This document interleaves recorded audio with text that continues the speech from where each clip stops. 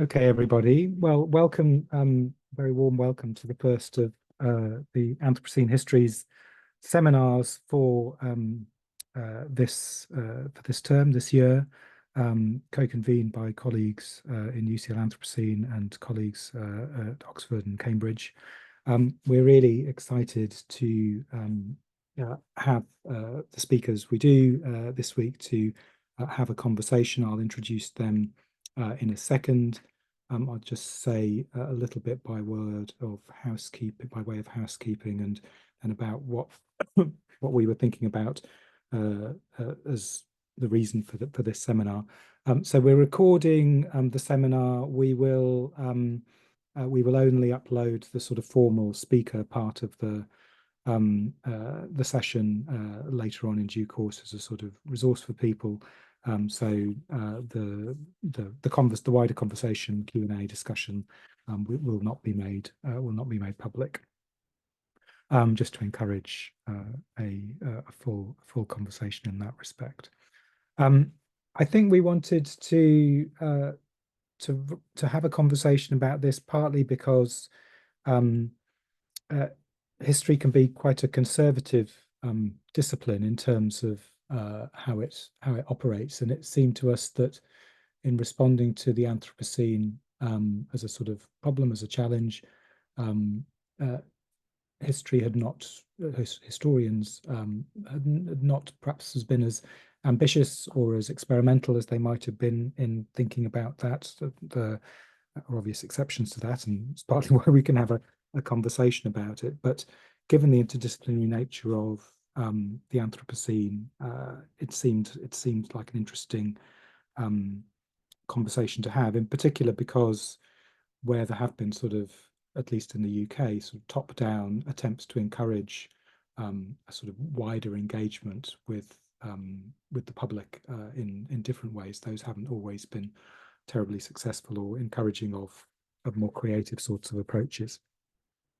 So it seemed to us an interesting conversation, also because there are lots of extraordinarily interesting historians and writers and thinkers out there who are doing really striking, innovative things. So we're very pleased that we've managed to bring three of them together to have this conversation. I'll just introduce them briefly in the order in which they'll speak. I think the way we'll run the conversation is we'll have the three speakers will make their interventions, their comments around 10-15 minutes each, and then we'll open the conversation out much more broadly. So there'll be plenty of time for wider discussion. That's a very large point of this format. Julie Livingston is a professor of social and cultural analysis at NYU, working across the fields and disciplines of history, anthropology, and public health. She's published very widely in these areas. I won't go through all the books, but one that I found particularly striking in this respect is Self-Devouring Growth, Planetary Parable Told from Southern Africa. And she's currently working on a new book of essays about the relationship between climate change and suicide. Bathsheba Demuth is a writer and historian based at Brown. Has published a wonderful book for those who don't know it on the history of the Bering Strait, floating coast, and is currently writing a biography of the Yukon River watershed. And Will Pooley is a historian at Bristol, a historian of modern France, who works on the interchange overlap between folklore, magic, and witchcraft, on belief and on doubt, and has worked collaboratively with writers, artists, and artists producing history through poetry, theatre, and comics as well. So we're very excited to have you all and to have this conversation. I think, Julie, you're going to kick us off first. Great. Thanks so much. Sorry, I'm just changing the layout of my screen so that I'm not looking at myself. That seems very unpleasant. Okay, thanks so much to John and also to Andrew Seaton, both for the invitation. I'm really excited to be in a conversation around these issues because I'm struggling with the next writing problem, and I'm hopeful for what I'll learn here today. I do want to say at the outset that though I have a PhD in history, I sometimes work as an anthropologist and more often as a cross-disciplinary scholar. So I always feel a tiny bit uncomfortable talking about the discipline of history because I'm a very undisciplined historian. But that said, I'm looking forward to having that conversation and do my best.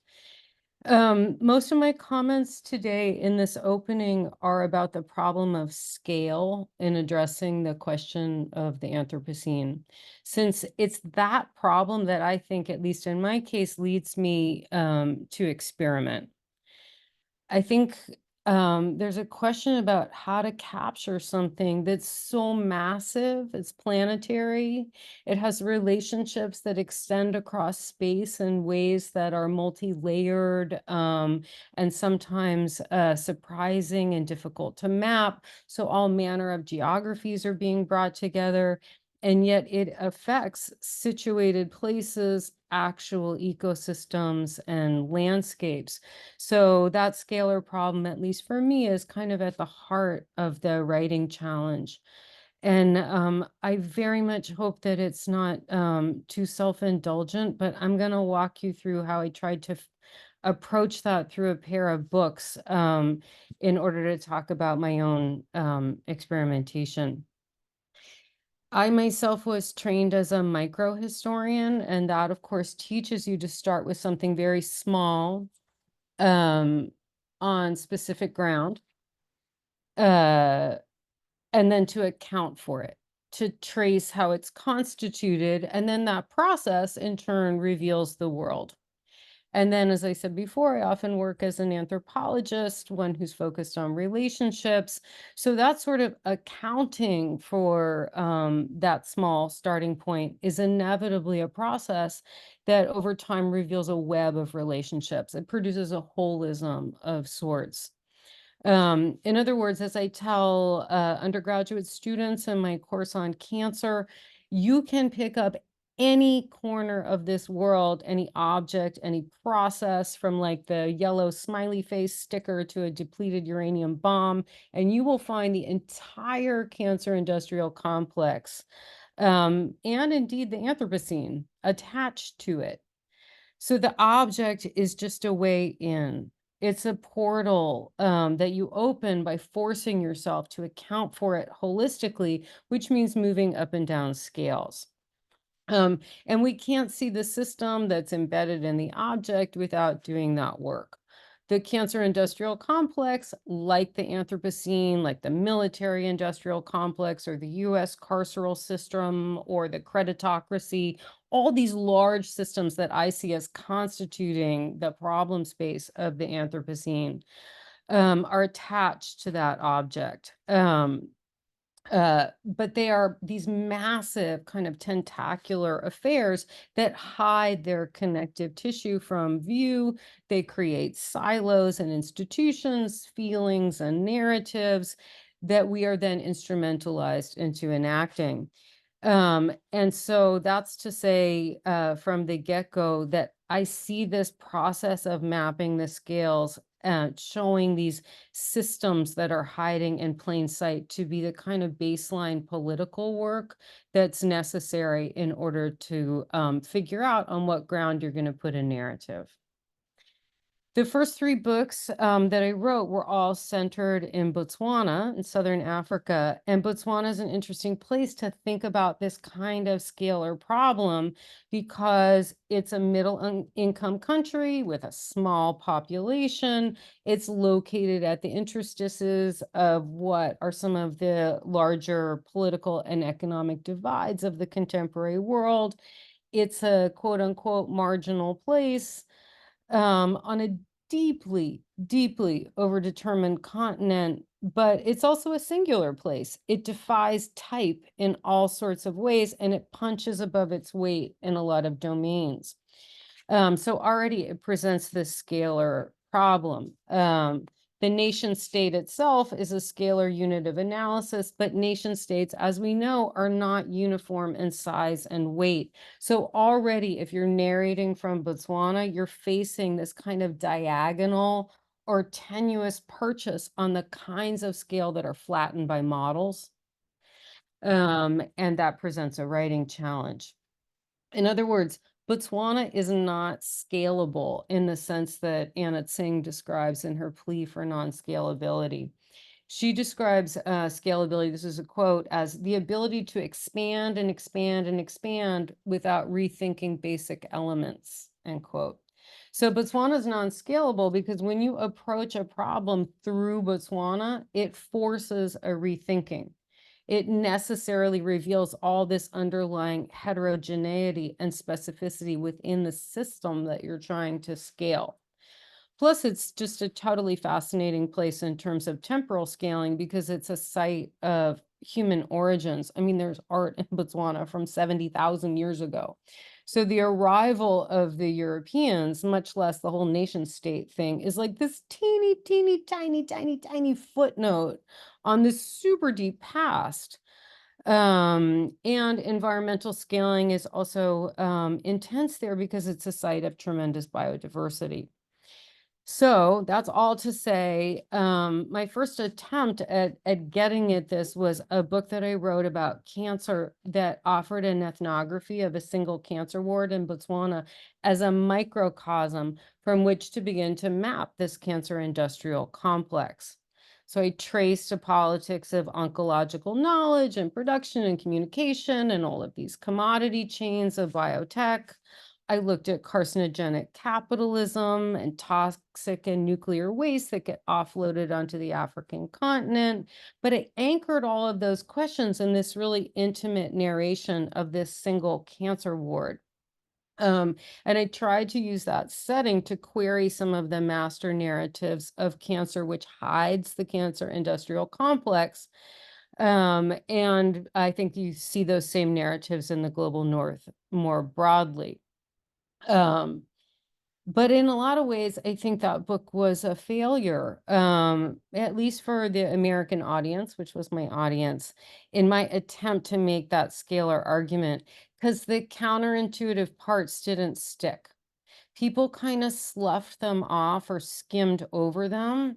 The like super powerful messaging of oncology and the really tenacious and deeply sedimented racial and colonial framing of Africa just prevented people from entering into that scalar argument about the larger complex that I was trying to make. A lot of people, a lot of readers who responded to me reproduced hierarchies and assumptions in their reading that weren't there in the text, right? They saw this individual suffering Black patient whose situation represented lack, and they found this salvific promise in oncology. They couldn't see a local bioethics that could talk back to Western bioethics. They didn't see Africans theorizing in ways that could teach us. I'm not saying that some readers didn't get what I was doing, but I think a lot of them didn't, they didn't want to say, turn off the toxic tap that's killing us all, but they were going to continue to march for the cure. So that's on me. That experiment didn't quite work. So I wrote a second book, actually a third book, or a different book, also set in Botswana about the problem of self-devouring growth, which I tracked transformations in 3 different distribution systems: water, cattle, and roads. By self-devouring growth, that term is just referring to the side effects that emerge when we organize our politics and our economies and our cultural dispositions around endless, industrially organized, consumption-driven growth. That collateral damage includes the growing gap between rich and poor, corrosive effects on democratic decision making, and then, of course, the deadly ecological and bodily fallout manifested in species loss, air and water pollution, and epidemic disease. And then the experiment part is I tried to organize the book like a parable. I wasn't going to do this attempt at a classic ethnography like the last book because I saw the problem there. Now I'm going to make a parable. This is my effort to speak across particularities in order to trace a kind of family resemblance of problems that are created by these systems. So the systems that I'm mapping, the markets of consumption, extraction, and waste, are transnational and global, but it's set in Botswana. So it has a specificity, but it models a set of transformations that are happening in a lot of places. And finally, I landed on the parable form because parable is a realist genre. It allows me to be true to Botswana, but parables also have these larger meanings that are revealed as extended metaphor. So in a parable, as I write in the book, you travel out unfolding the metaphor in that parabolic shape that parable gets its name from. And by the end of the kind of journey through the tale, you return to that same plane on which you started, but you're further along, and you should have learned something from all that you observe in the journey. Parables are meant to challenge the reader to look into hidden aspects of their own values and lives. They bring to the surface unasked questions, and they enjoin the listener or the reader to recognize herself within the story. So I was hoping that the parable form and the very arm's length tone of the text, denying the reader all the intimacy that they got in the cancer ward, would help me avoid the problem that I had in the previous book. But it would allow me to think about scale and the problem of non-scalability, so that the particulars are particular, but the story of the growth imperative and the extraction and commodification and the side effects is a universal one, reproducing itself over and over in these linked systems that constitute the Anthropocene. So I thought, all right, I've done it. But I think what I learned was, even though I tried to set aside that individual identified life and take the view from far this time, that led to this really flat form of subjectivity. And I think the book I produced in some ways then was too broad, kind of too general to grapple with the power differences within populations. Like the society was rendered too flat of a scale to grapple with really fraught encounters between scales and systems that conspire in experience. So, these are these two different experiments that had some success and some failure to them, as I kind of standing on this seesaw. And now I'm back at it trying to write this book about environmental degradation and suicide. And suicide obviously is an incredibly loaded problem. So I definitely don't want to go to that intimacy of the ethnography.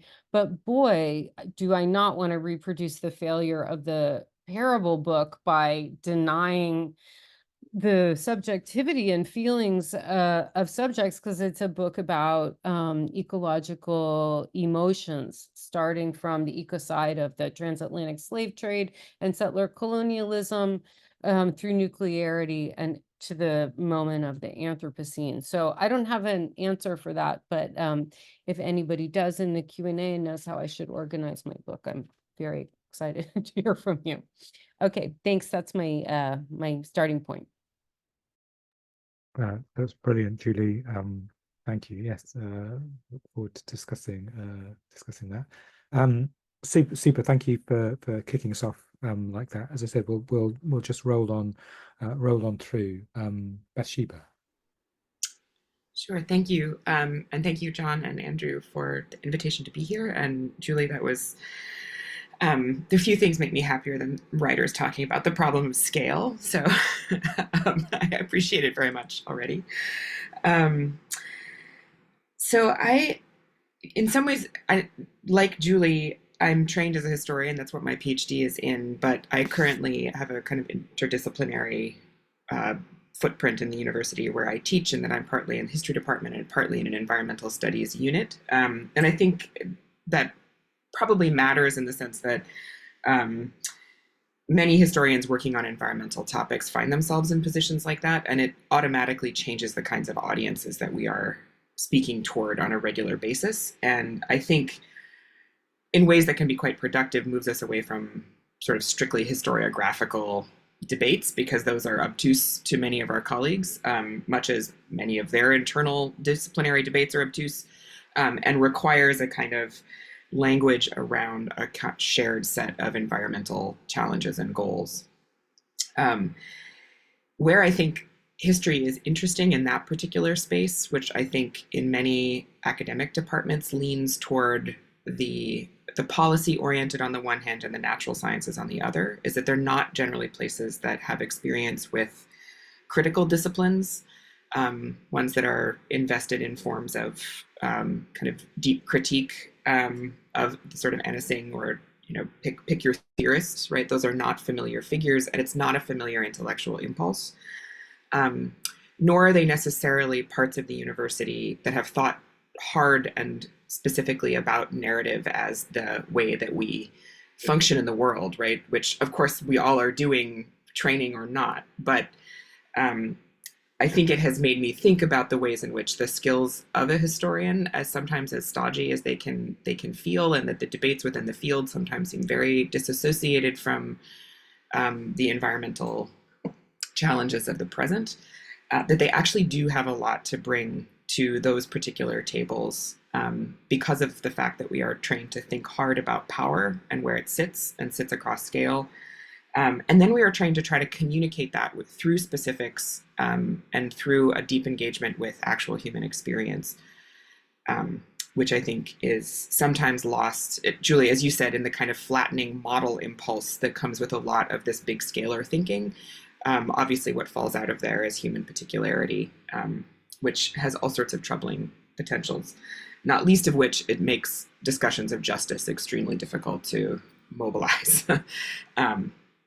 So in some ways, I think inhabiting those spaces have made me come back to my historical training and think, there are some really core things here that are helpful to the sort of specifics of what, John, I liked in one of your emails, you called the Anthropocene Plus kind of world in which we currently live.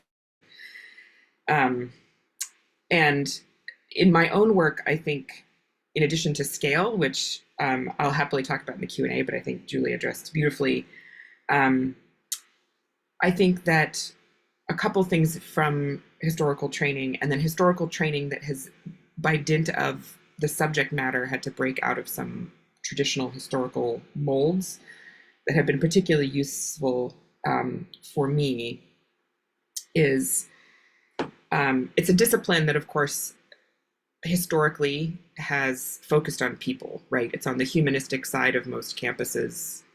The job has generally been to narrate human life, and to, in some ways, reify a kind of human exceptionalism in thinking of human beings as the creators of action and change. And there's a valuation of change as the thing that we study over other kinds of processes. And I kind of discovered this after I decided to become a historian, and realized that here I was in graduate school and I was expected to write all about people, and that wasn't necessarily where my impulses were. And to convince other historians, and I think to convince other scholars, and to convince other audiences of why it is that we should, for example, take a whale seriously as part of historical worlds, or why it is that we should think about rivers in ways that give them a dimensionality and a kind of capacity for life-giving and for politics. Most of those things are actually narrative challenges as much as they are analytical and intellectual ones. And the narrative challenge really is, how do you get people's interest? How do you teach people the things that they have been taught to overlook, right? Most of us who have ever spent any time around animals are quite aware that they are active beings with many thoughts, interests, desires, and wills that they put out in the world. But we have been taught that in intellectual spaces, those forms of evidence are not supposed to carry the day. So there's a lot of unlearning, I think, that people working in these kind of Anthropocene plus narrative spaces are actually doing with narrative form, which is to sort of reteach ourselves to pay attention to things that are kind of consistently in front of us.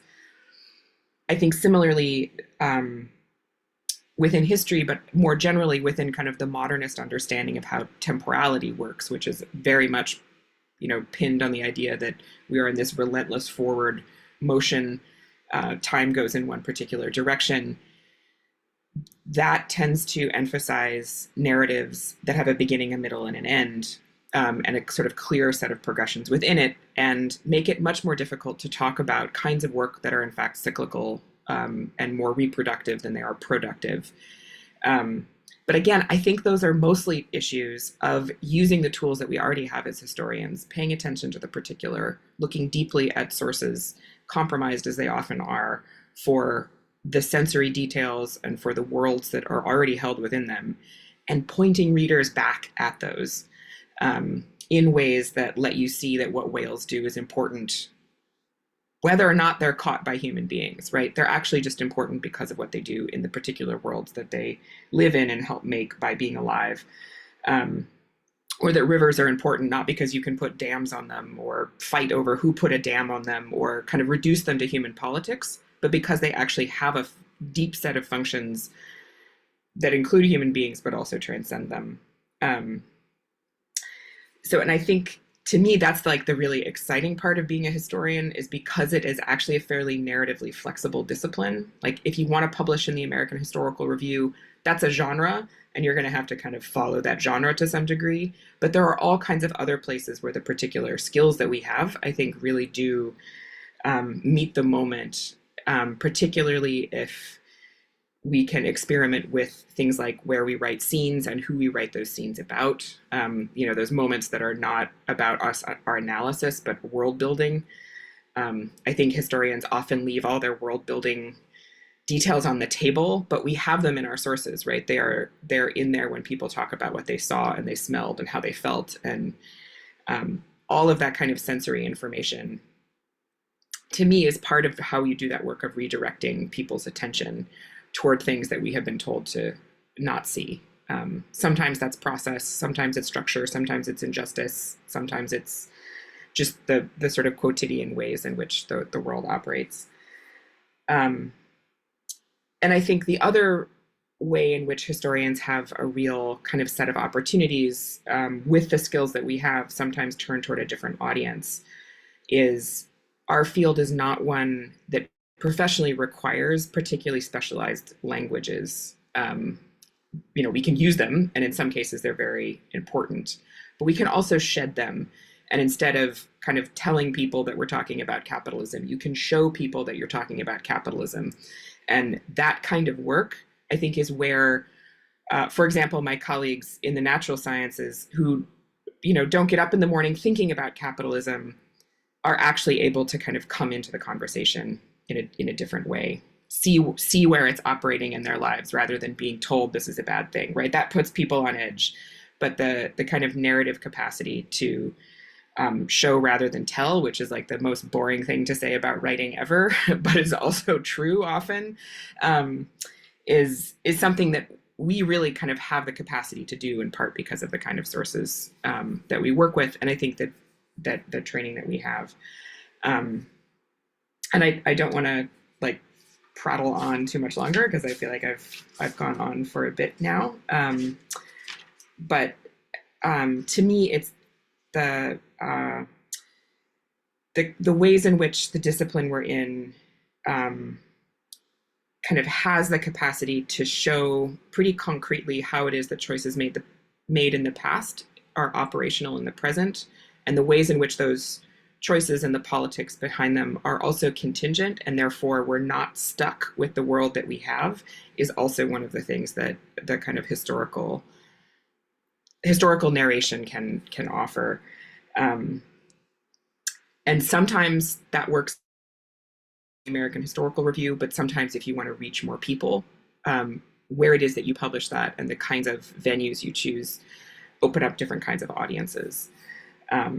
and that is something in the US, there's less kind of top-down pressure to do that, I would say. It's basically invisible to my employer, for example, as intellectual work. But I think that is, that's something that can be changed by figuring out how we evaluate people's scholarship on different fronts. And to me, it's quite exciting because there is really an audience in the world that's interested in these questions and interested in what people who have a kind of more historical humanistic training have to bring to them. No, thank you so much. That's super. Yeah, and I mean, reading the grantor piece that we attached to the circulation details for the seminar. I mean, there was a way in which reading that I thought with you could read that as a sort of horror story. I mean, it sort of plays. I don't know how far you'd kind of like that as a description of it, but it could read as a sort of horror story in a way. Just the way in which you build it. So yeah, I'm jumping the gun in terms of starting the wider conversation. Thanks so much. Thanks so much, Bathsheba. Will. Thanks very much. Yeah, and I'd like to thank you for the invitation to talk. I mean, I'll start with my apology, which is that I am not really a historian of the environment, let alone the Anthropocene. On the other hand, I have spent some time thinking and writing about creative and more experimental forms of history, including in poetry, detective fiction, but also in performance, and more recently in visual forms as well. So I've been working on a comic recently, which is co-authored with Ollie Gruner and Louis Netta. I put an example of one of this is not from the comic we're working on, it's from a comic they had published in Rethinking History actually a few years ago.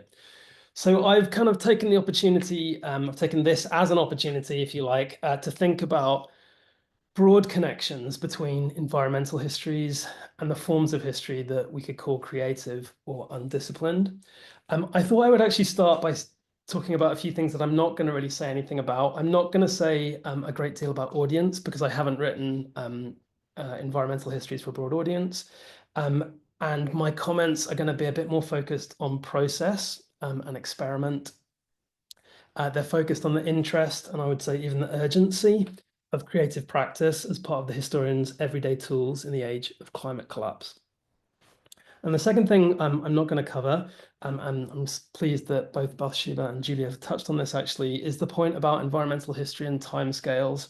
The sense that this is a form of history that sometimes has to deal in millennia, as well as historical days, deals in geological ages, as well as human lifetimes, stories and causations that are very hard to encapsulate in the narrative modes of history that were the shadow or the mirror of the realist novel, especially in its kind of 19th century form, or indeed forms of time that are not linear and not simply the geohistorical logic of the Anthropocene itself. And the final thing I'm not going to talk about really at all, and again, I'm glad that Bathsheba was just talking about this a little bit, is how environmental history decenters human perspectives, including the ways that it invites other actors, glaciers that listen, which is the example I always remember from reading that Julie Cruikshank book when I was a PhD student, insects, bacteria, plants, fungi, or animal kin, all of those potentials of more than human history. Because I'm struck that in our current moment, as we seem collectively unable to awaken from the nightmare of generative AI, what threatens historical practice is a proliferation of histories that are very much less than human. As the ancient historian Neville Morley has written in one of his recent blog posts about AI and historical narrative, the historical narrative outputs of generative text models consistently exclude the possibility of gaps, silences, or ambiguities in knowledge of the past, always presenting a seamless and confident account. Confident, clear, compelling, but bad history. What are the alternatives? I want to talk a little bit about histories that honor silences, that are more speculative and questioning, that are challenging, undisciplined. I think in the age of the computer-generated narrative, we're going to need creative historical forms more than ever.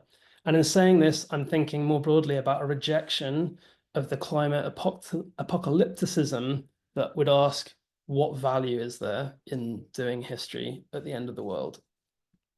I'm going to suggest two possibilities. I think histories that reject extraction in the way that they're done, and historical practices as a kind of possibility of joy. In terms of extraction, I'll start with a little quote from Bathsheba's essay. "No theft is free," she writes in the Granther essay, which was shared ahead of the discussion. But I do think that the language of extraction is actually quite pernicious in discussions of historical methods and how historians write about what we do. We often speak about resources, of mining information, prospecting, discovering. In the coffee breaks at conferences, we whisper stories of hoarded materials or rivalry and competition to be the first to exploit a vein, as if the stuff of history belongs to a scholar who's unearthed it. The example I put on the slide there is from John Tosh's Pursuit of History, which is a textbook that's widely used in university teaching in the UK. Not because I'm especially critical of Tosh, it's a great textbook for undergraduates, I think, but it hits a lot of those points very clearly. This is the chapter which is entitled The Raw Materials, and here we learn about uncovering new sources or risking obsolescence and the scrap heap. I'll be fair to Tosh, that section does also talk about readings, constant reassessments. Here lies one possible answer, I think, to a pervasive tendency towards extraction in how we talk about our work. How do we write? How can we write otherwise in ways that foreground connection or creation and imagination? I tend to think that imaginative histories teach readers to read otherwise. I think very much of the playfulness, the openness and speculation of Natalie Zeman Davis, or of Saidiya Hartman, what she's referred to as amplification, one of the techniques of critical fabulation that she describes in her book, Wayward Lives. Those tools of the historical imagination are more than the conditional tense, the willingness to ask unanswerable questions, or the turn to empathy in a lot of historical writing. They're actually a question of structure and form, as well as content or kind of approach. And so I wanted to just talk about two examples, formal examples, which I've thought a lot about recently, which are collage and erasure.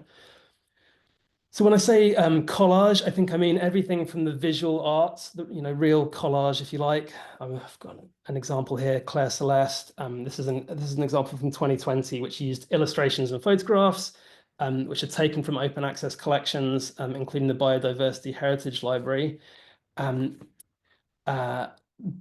But I mean everything from collage in that literal sense to the written essay and the lyric essay. Because text, of course, written text is visual as well. I've been really interested in forms of writing that are like collage, essays that present their readers with flashes or vignettes or images, often in short sections, often with a lot of empty page for the reader to fill with their own thoughts. Now, of course, that's a long tradition in nature writing as well, and one that is clearly really strongly informed environmental historical writing. I would think of Bathsheba's work in that connection. The other technique of writing I wanted to briefly mention in this context is erasure poetry. And this is for two reasons. The first is that I just continue to be fascinated with this technique of taking a text and then taking things away and seeing what's left behind. Work by Nobesi Philip or Tracy K. Smith, I've talked about a lot in my work before. They reveal meanings that are hidden in text that we already have. But the other reason is because we have an example of one of the most interesting environmental rereadings of a literary text in Yeda Morrison's Erasure Poem Darkness. I don't know if anyone's familiar with that. It's a reworking of Joseph Conrad's Heart of Darkness, in which all traces of the human have been erased and the subject of the text becomes nature itself. That's what she says about the text. Now, paradoxically, I think that taking that text away is somehow the opposite of an extractive method. It's a kind of excavation or a sculpture of text. So those were just a couple of thoughts about formal alternatives to extraction and historical method. I wanted to end with some thoughts on the question about the art or pleasure and creativity to be found in making history at the end of the world. I'm thinking of Pratik Chakrabarty writing that if there's one source of hope in the age of the Anthropocene, it lies in human creativity and resilience. Its expression will take multiple narratives and forms. a crisis is indeed a time for renewed creativity. It's a necessity here to explore suppressed forms of knowledge. The stories that audiences need are not necessarily, however, stories of joy. So when I talk about the possibility of joy in this work, I think I'm thinking really about process. I'm interested in other ways of doing research and writing from the point of view of us as a community of researchers. The kind of overwhelm of global and planetary 2024 of Palestine, Trump, a new global climate record, joins the more prosaic overburden of work in a university, of casualization, the cost of living. And where does our thinking happen? I don't think I'll be alone among historians in saying that 10 minutes here or 30 minutes there, that's not a schedule that really allows me to write, or at least it doesn't allow me to write journal articles, my long overdue monograph, which is meant to be about witchcraft, or the book chapters I promised my friends. In that kind of situation, I've actually often found creative practice very refreshing. With just a few minutes to do something, writing a haiku or doing a cut-up poem, taking a text and just playing with it, it gets my mind turning over ideas in my work and in different ways. Then when I do have longer periods to work on an article or the book, I feel invigorated or excited. And when I talk about the creative histories of witchcraft projects, which I've done, I put an image of it on the first slide. When we do that talk, the talk is normally interactive. So, we would include in the middle, we'd do a cut-up poem with a newspaper story, or we'd write some haikus. And to be honest with you, that portion of the talk is always the most interesting and the bit that people actually get something from, compared to me just waffling on about what I get from it. So 2 final thoughts then on this joy in writing otherwise. The first for me is just some characteristics of that joy. First, it's collaborative. So I put an image here from a workshop I did with pagan practitioners and actors. There was a baby there at the workshop as well. Someone brought a baby. It was just a nice occasion, and that's the kind of work we ended up doing on the Creative Histories of Witchcraft project. But the other is a point that I've already alluded to, but I do think it's important to talk about the fact that joy is not necessarily about the kinds of stories that we tell, which can be incredibly depressing, even declensionist. I think it's about finding pleasure in the doing of the work as a way sometimes to sustain intellectual projects, even if they're intensely distressing and unpleasant to do. And in that context, I think about talking about not just the possibility of joy, but its necessity. I'll stop sharing my slides. Yeah. Thank you so much, Will. And thank you all of you for 3 really provocative, not in a superficial sense, but provocative in the sense of making one think differently, think again about what it is we're all interested in trying to do, as well as for all of your honesty, actually, in talking about it. Historians, maybe academics in general, I know there are other people in the meeting who are not in history departments, are not very good at talking about writing. Seems to me it's not something we do very much. I think that's a shame. It may be partly to do with partly connected with some of the unthought recycling of forms that happens. There are so many different ideas that we can talk about, and I'll start with some questions in a second. I don't know, Julie, Bathsheba, Will, whether you wanted to sort of pick up initially on anything that anyone else had said, or you were Bathsheba? Yeah, I just wanted to echo something well, 2 things I think that Will ended with in his presentation, which I really appreciated. Well, I appreciated the whole presentation, but these things struck me as very under-discussed in our world, and one of which is collaboration. I think that one of the things that has drawn me toward forms of publishing that aren't in the American Historical Review is that they are genuinely collaborative. Sometimes because I co-author things, which is one form of collaboration, but also because you collaborate with artists and photographers, you collaborate with editorial teams who have a very different understanding of how it is that writing works than I think academics are taught to, where we're very defensive, right? We're taught to go to workshops, defend what we say, kind of reject every kind of feedback that we can in some sense, whereas editors just want to make the thing that you're trying to say better, clearer, sing more, just sort of more, and that process itself is just it makes you think differently, and it makes you think with people in a way that I have appreciated so much, which I think speaks to Will's other point about joy, which is I can be writing about extraordinarily grim things, but if the form is creative enough, where the language itself and working with language and working with other people around language feels like it is constructive and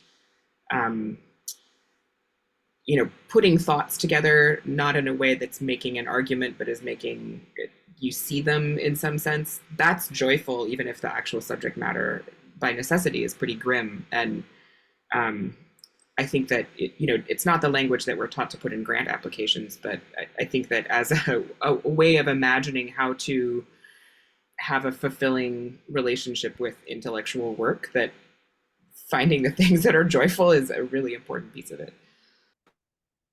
Yeah. Will, I don't know if you wanted to comment back on that. I mean, yeah, I guess I would agree with everything that Bathsheba was just saying. That would be as far as I would. Yeah. I mean, I did have a question for Julie, actually, which is a little bit in a different direction. But I was interested. I saw that you've done photo essays, haven't you, in your book? So I wondered if you wanted to talk about that and the kind of the difference, I guess, in process between that and writing, like writing in an essayistic form or a kind of academic form.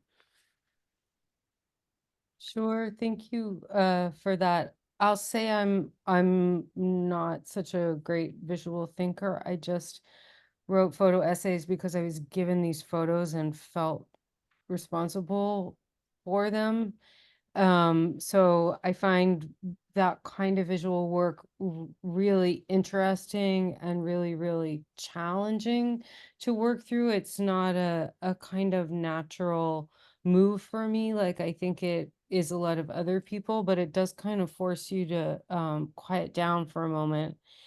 Again, in that non-extractive way, but to kind of sit with why an image produces the feeling that it does, and to think about the image itself as a process in which it's produced, not simply as a text to be read. Because if it's a text, then you're back in that extractivist kind of mode, which I appreciate you pointing to.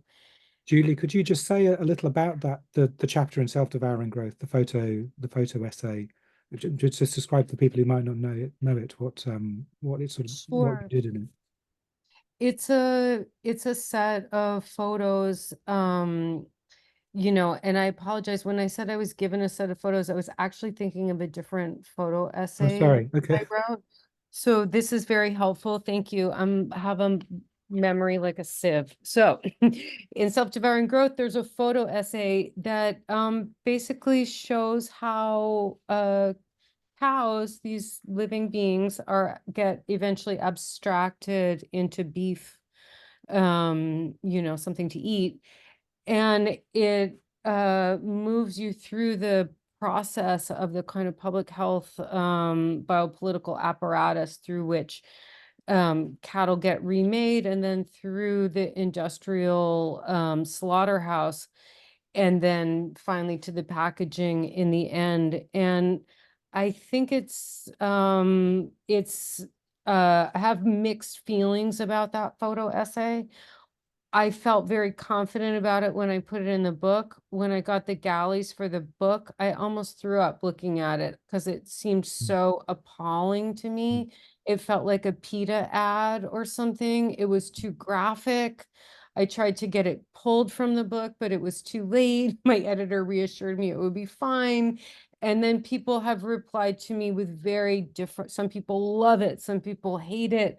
I just don't really know what to do with it, though I do think if you eat beef, you may as well contend with what it is. And sometimes the visual work, I think it's similar to what Bathsheba was saying about being able to move out of the technical language for a moment. Moving through a set of images, I think is a really different kind of embodied, visceral, gestalt sort of way of understanding how commodities are made.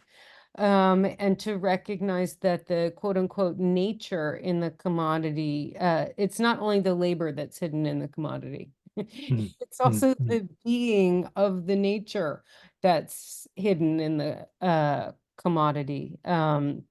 So that's what I want to say about that. But the reason I had my hand up was I also am very grateful that you brought up this question of joy and the pleasures of writing.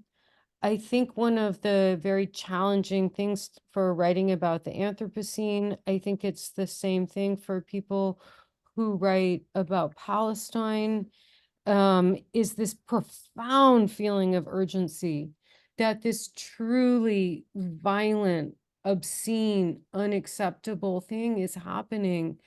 And what we do is write, but all the writing we've done hasn't been able to prevent it, isn't enough to stop it. And so why am I writing? And you can get in this very vertigo kind of experience of this continually cycling through. You write because it's a space of creativity and you feel this urgency and you want to produce something that you hope will turn that cruise ship like 1 degree east if we each write something and we each read it and we each whatever, maybe. And yet you're faced with the fact that it just, as I've said in other contexts, you may as well throw soup against a Van Gogh with glass on it. You know what I mean? You just feel like you can't quite touch it. So the joy, I think, coexists with the nihilism, and they have a very particular relationship with one another around the specific set of issues that we're talking about. It's a process of mourning at the same time, even though you don't want to give in to that that mode. Thank you. Yeah. Something I've sort of been wondering about is precisely that kind of what it is that any of the things we produce by way of writing or in other forms or media are intended to kind of do in the world. And I've been wondering whether it's useful to think about that in relation to two of the kind of pairings that often go along with thinking about what climate crisis policy is trying to do, in terms of mitigation on the one hand and adaptation on the other hand. A lot of what we're doing, how far is it ever going to mitigate anything in a sort of shorter term kind of context? It might help us to rethink the world in a much more longer term way and to re-understand the world in ways you've all sort of demonstrated in your work and help us to adapt, in a more progressive way to that world. So I've been sort of wondering myself whether trying to be clear about whether what you're trying to do, whether what one is trying to do is helping progressively to adapt. Obviously, there can be, adaptation can also be mere acceptance of a status quo, which is not what I'm talking about. But what I've been wondering whether that's a helpful way to just sort of try to sharpen what it is we're trying to do when we're trying to do things like this. I was just going to just make a couple of comments, and then please do others in the room raise your hands and or put questions into the chat if you'd prefer to do things that way. It seems to me that actually in all three of your in your bodies of work, one of the ways in which I think Will's stress on joy is very instructive. I think it's all echoing with us all. One of the things that's I've been struck by in thinking about them all together for today is how important individual stories are in them all. That allow, so so Julie, you started by talking about microhistories, and there are individual stories in your books in exactly the same way. Bathsheba, as there are multiple stories in Floating Coast. And actually, Will, your article on the past and present, recent article on doubt. I mean, there are all sorts of little vignettes and micro histories in there that, and all of those, and they're put in that wider sort of process, processual account of what it is you're wanting to explain. And the interlinking of human cases that can enable a reader to empathize with them, but with a wider processual account, analytical account, that allows one to locate those stories, however grim, in a broader explanatory framework. I think is very helpful in terms of empowering. We may not always like that word, empowering readers to feel as if what they're not reading is just a litany of horrendous episodes after horrendous episodes, but that some sort of understanding is enabled by locating that account within a wider analytical framework. But, and this is very much, Bathsheba, to your questions of audience, although Julie, you also pointed to questions of, well, you all pointed to questions of audience. The human bit of the story is key in that it allows people to engage in ways that one needs them to in order for them to carry on turning the page, or whatever the equivalent is. So I was just in all of what you were saying, I was struck by the importance for the world building that you're making. I think that's a very interesting term. The importance of connecting the empathetic narrative. Although I think that, as with your photo story, however problematic, Julie, of the cows, or Bathsheba with the Arctic foxes, or with the walruses, or with the whales, actually the empathetic core of the story doesn't need to be necessarily human in any of those cases.